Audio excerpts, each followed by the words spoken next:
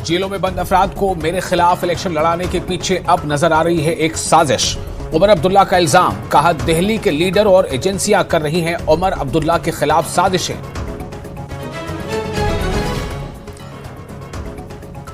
वजीर दाखिला अमित शाह का आज से 2 रोजा जम्मू दौरा, पार्टी का संकल्प पत्र करेंगे जारी। अवामी रैली से भी खिताब का प्रोग्राम, मुख्तलिफ लीडरान से भी करेंगे मुलाकात।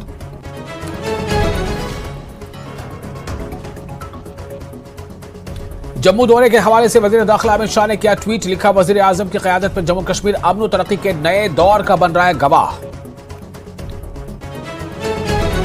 रियासत की बहाली का अज़्म यकीनी तौर पर होगा, बीजेपी के संकल्प पत्र में शामिल। जम्मू कश्मीर बीजेपी के इंतखाबी इंचार्ज जी कृष्णा रेड्डी का बयान, कहा कोर कमेटी से भी मुलाकात करेंगे अमित शाह।